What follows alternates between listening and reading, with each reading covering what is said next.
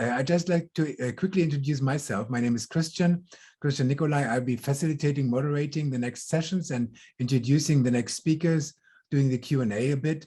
So use me as a resource. And I would like to say, first of all, thank you for introducing UNIT and for your amazing talk, Thorn.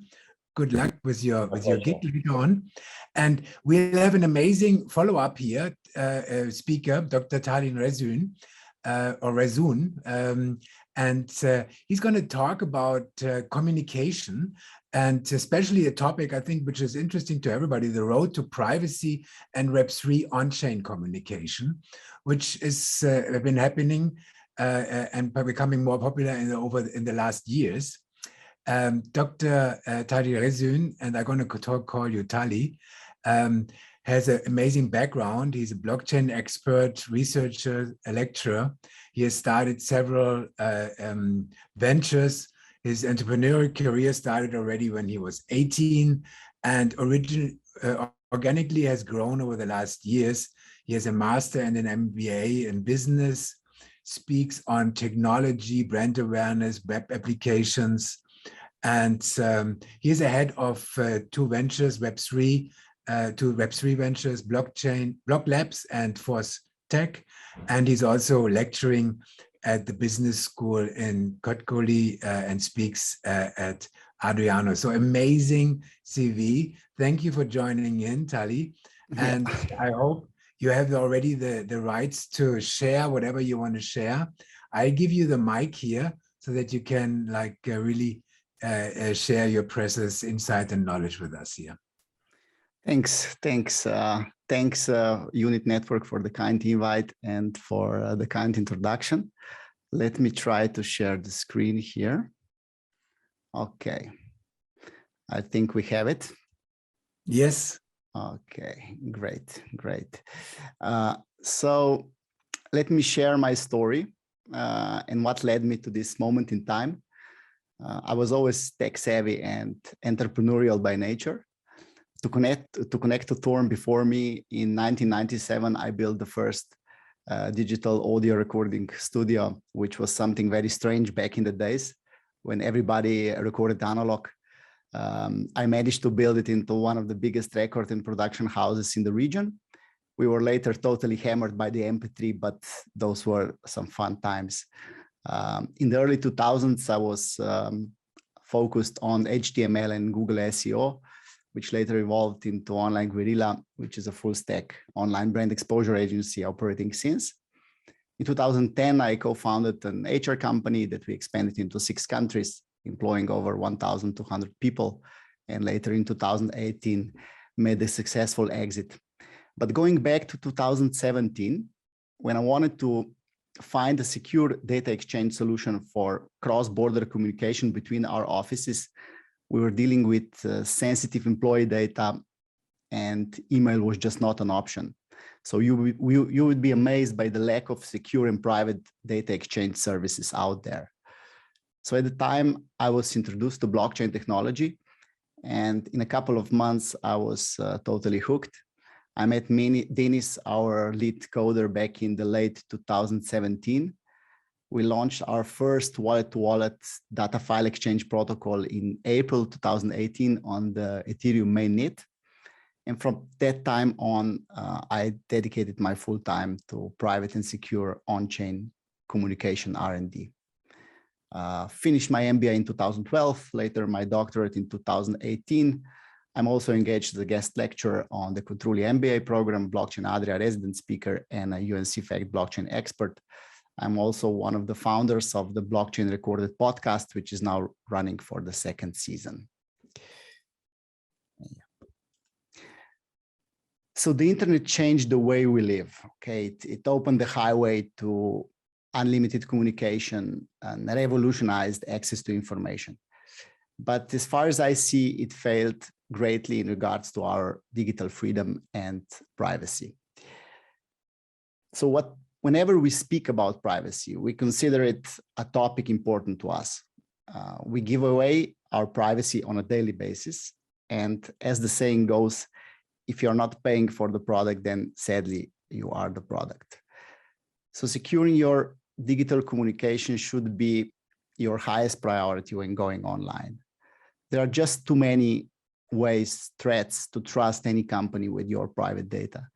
Companies don't care if they expose your digital life to harassment, scammers, fraud, data mining, advertisers, and similar.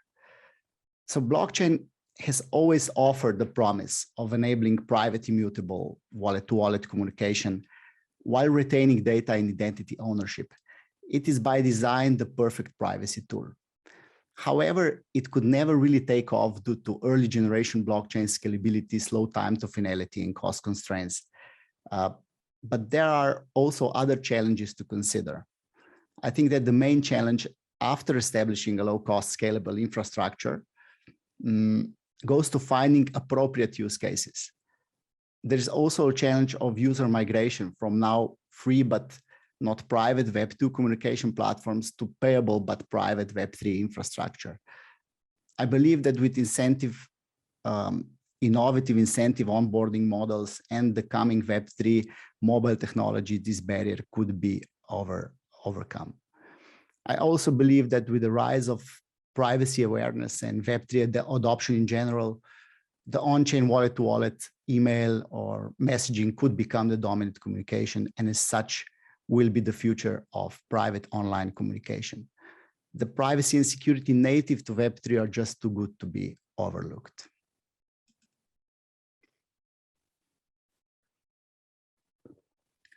So Fortech is the Block Labs project that develops Web3 wallet-to-wallet communication infrastructure. So when you think about Fortech and what value it delivers, it really is quite straightforward. There are two major value propositions. So number one is on the product side. We released quite some products over the years, such as the Web3 email and the on-chain chat that enables users to utilize the blockchain to exchange emails, messages, or data from wallet to wallet in a safe and private way. So basically, we are utilizing blockchain to enable privacy in online communication, which is now basically non-existing in traditional applications.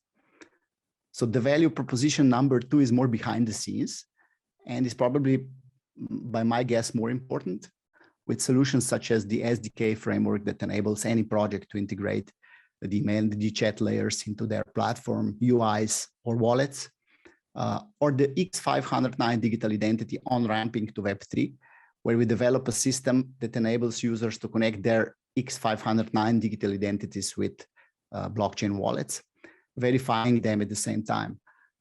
It's an important step towards on-chain identification, data notarization, and similar, but we'll talk about that a little bit later.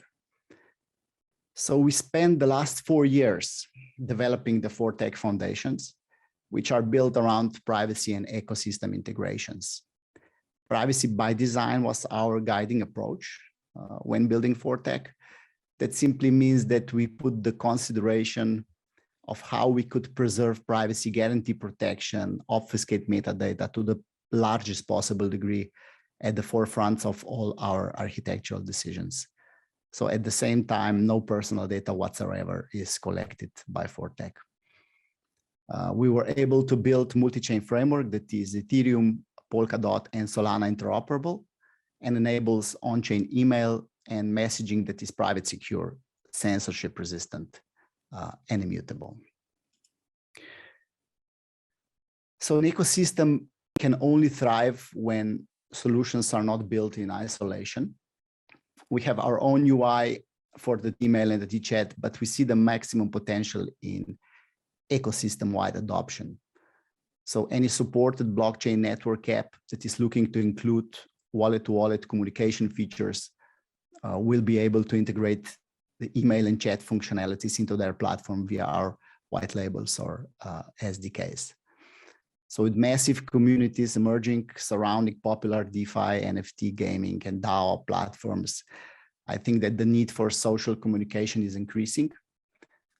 In regards to social interaction, messaging is, of course, at the top of the list. But in a decentralized ecosystem, you also need a decentralized email and messaging solution.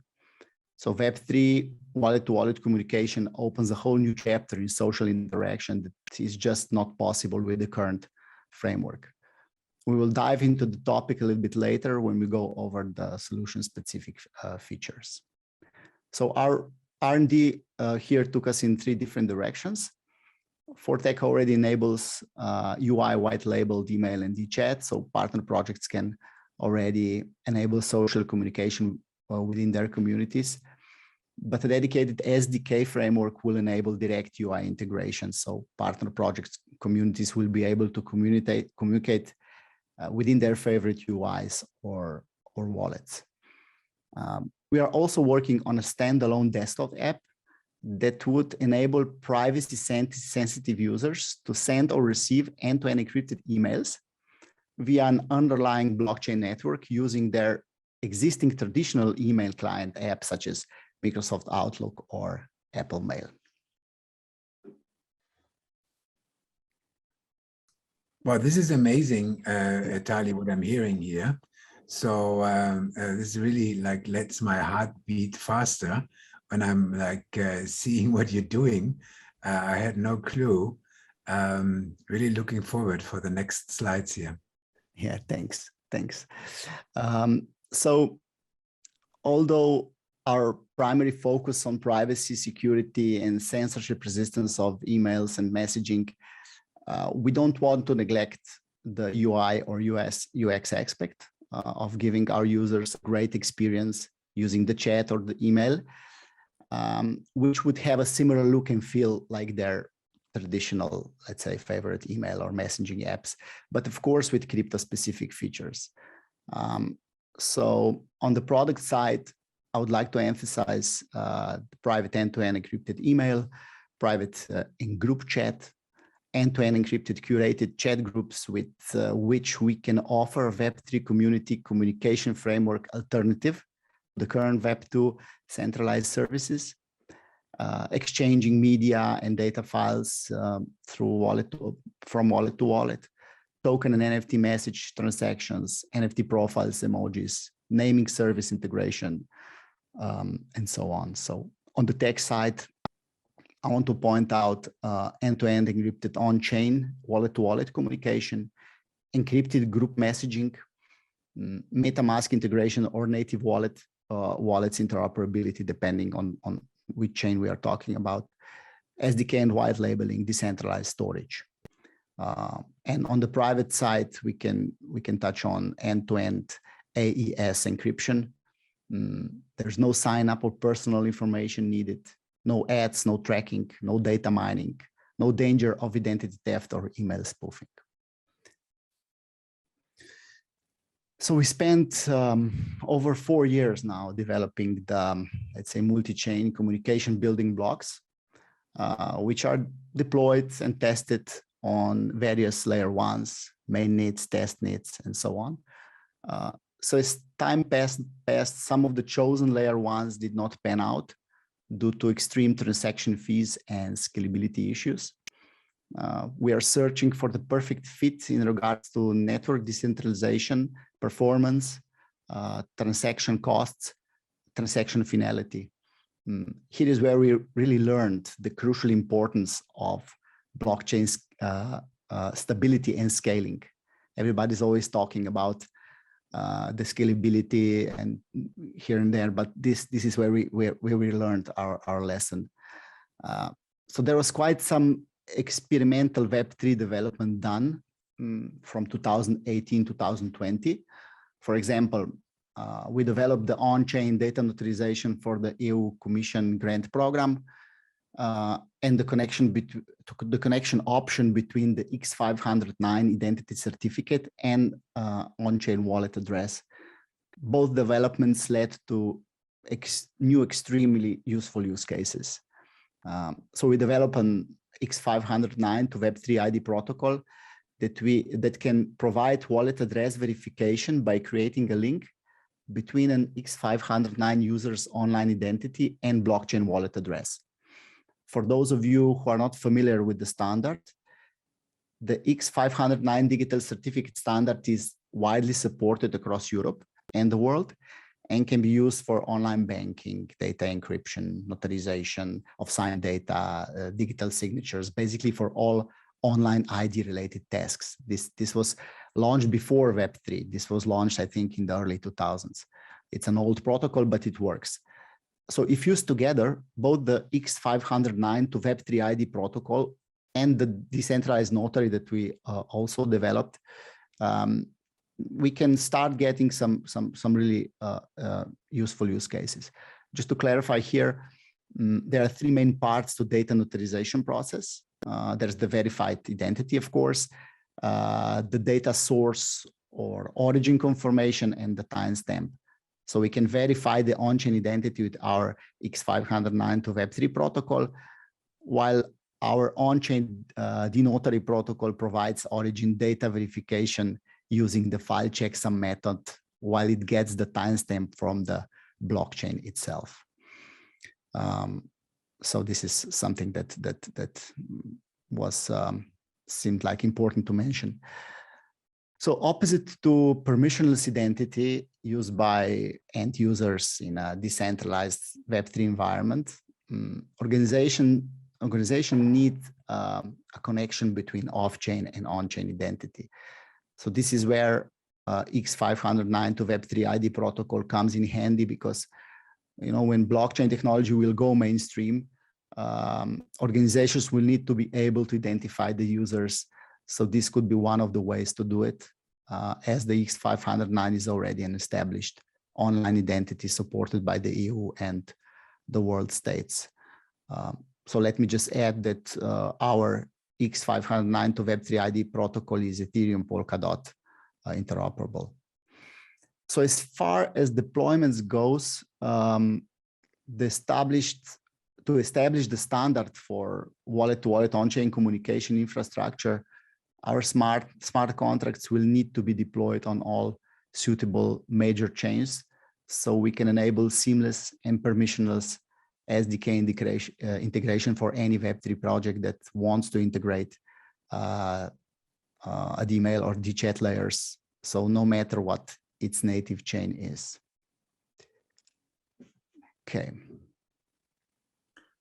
That sounds, Tali, that in the future, like we are using our mainstream email clients, and in the back we are using blockchain technology to send, receive, and secure communication. Are you already using that in-house in your organization? For the email, the app is basically already in development. For the messages, quite more complicated. But yeah, any user now can already use our UI to exchange the emails or the chat or chat online. So yeah, it's a little bit of a struggle. It depends on the network congestion. You can select a network that is fully congested, and of course you must wait for the transaction. But yeah, it's we already use let's say the addresses, the blockchain addresses for some privacy sensitive emails exchange and so on. Yeah, it's fully operational. The Dmail site from 2018, and the chat is so much experimental currently, and it's been live, let's say, for half a year now. Yeah. I have a quick question, Doctor. Yeah, please. Thank you. It seems a big problem here is P2P wallet to fiat without running into the compliance realm. I'm an engineer, but I deal with a lot of GRC stuff. There are projects out there now that are doing token conversion via Visa and MasterCard, as you know, but those are still bound to those counterparties, right? Could the use of stable coins in these kind of scenarios be the answer to this problem? If I understood you correctly, or maybe you must somehow understand what the case is in the wallet-to-wallet communication. Basically, you use the native token of the selected chain. Okay, so if you I don't know, exchange emails using some Polkadot chain, you use that native token. So if I understand you correctly, you could use a stable coin, but you'll have to there is a mechanism missing that could swap the stable currency to the native currency that you must have it for gas, because there's one message, one transaction in our case. That's the only way to secure privacy. Okay, as far as we see it. Okay, we can continue. So we'll finish. So here's a slide showcasing the DChat architecture. Without going into too many details, let's just say that we wanted to design the architecture to be as lightweighted as possible. This means that we wanted to keep all our user communication on chain. The message history and archives are kept on local storage, and by user choice can be synchronized on decentralized storage. So only the party with access to his private messaging data is the user himself. So users have full control over their messaging data, which are all end-to-end encrypted. Every wallet becomes your on-chain identity and data vault that only you control. So the messaging app is completely immutable and censorship resistant. So this is the model framework that guarantees privacy, but at the same time, like I explained before, it demands a stable, scalable, low-cost blockchain to be able to process so many transactions, because for this model to work, every message requires its own transaction. Okay, so where are we now? What are the development milestones ahead to reach a state where end users will be able to communicate on-chain privately and exchange their data while retaining ownership? When will Web3 projects enable their communities to use decentralized communication instead of relying on Web2 centralized platforms? So these are the questions that we tackle with. We already enable users to use the email or DChat via Fortech UI that is currently compatible with a dedicated Fortech wallet. Users can already choose between Ethereum, C-Chain, Edgeware, and Solana, but our goal is to enable the email and DChat as a multi-chain standard available via various UIs or SDKs. So what are the development milestones ahead to reach that state? Q3 this year will be quite busy for us as we are deploying the elliptic curve Diffie-Hellman key agreement protocol integration that will enable major wallet interoperability such as MetaMask or other wallets. In Q3, we're also deploying the EVM DChat smart contract and the SDK framework. Q4 is dedicated to group chat and decentralized storage.